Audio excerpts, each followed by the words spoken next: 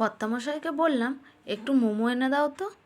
উনি বলল আনতে পারবো না, বাড়িতেই বানিয়ে নাও।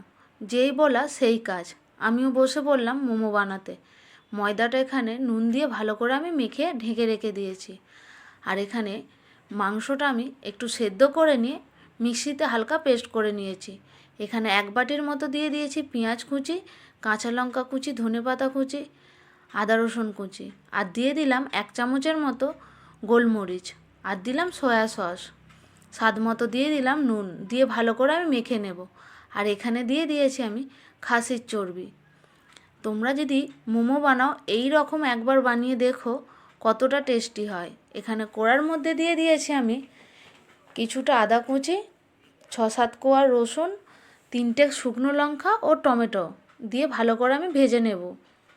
ওই কড়ার মধ্যে দিয়ে দিয়েছি কিছুটা কাশ্মীরি লঙ্কার গুঁড়ো, আর ওই টমেটোটা আমি ভালো করে পেস্ট করে নিয়েছি। নিয়ে কড়াতে ভালো করে আমি নেড়ে চেড়ে নেব। স্বাদের জন্য দিয়ে দিয়েছি একটুখানি চিনি, আর দিয়ে দিলাম হালকা নুন। যেহেতু আমি নুন দিয়ে ভেজেছি ওই জন্য আমি অল্প করে নুন দিয়ে দিয়েছি। 2 চামচের মতো দিয়ে দিয়েছি টমেটো সস, দিয়ে ভালো করে আমি চাটনিটা বানিয়ে নেব। এবার ময়দাটা দিয়ে ভালো করে আমি লেচিগুলো কেটে নেব। এই রকম ছুরির সাহায্যে আমি লেচিগুলো একটা একটা করে কেটে নেব। এবার অল্প ময়দা দিয়ে ভালো করে আমি বেলে নেব। সবগুলো আমি আগে বেলে নেব।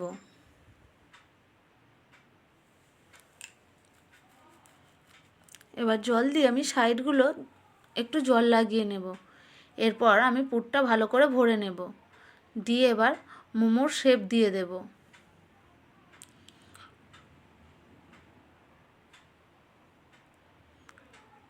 দেখো বন্ধুরা কেমন করে আমি মোমোটা বানালাম। হয়তো দোকানের মতো অতটাও ফিনিশিং আমি আনতে পারিনি, কিন্তু খেতে কিন্তু খুব সুন্দর হয়েছে।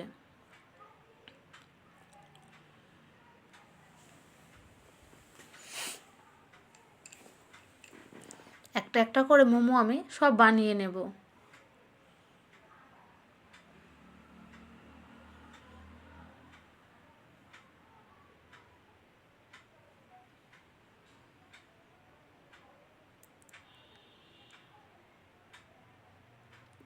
এরপর এরকম ছিদ্রধারা একটা থালার মধ্যে আমি প্রথমে একটু সাদা তেল লাগিয়ে নিয়েছি। এবার মোমোগুলো দিয়ে আমি এখানে জল গরম হয়ে গেছে, ভালো করে আমি সেদ্ধ করে নেব। দেখো বন্ধুরা এখানে হয়ে গেছে, মোমোটা আমি নামিয়ে নিয়েছি। আর একটু বাটার দিয়ে আমি মোমোগুলো কিছুটা ফ্রাই করে নেব। তোমরা তো জানো মোমো ফ্রাইয়ের আবার বেশি দাম। মেয়ের বলে ফেললো মা আমাকে মোমো ফ্রাই বানিয়ে দাও, তো একটু বাটার দিয়ে আমি কিছুটা মোমো ফ্রাই বানিয়ে দিলাম। আর কতটা নরম হয়েছে দেখো বন্ধুরা।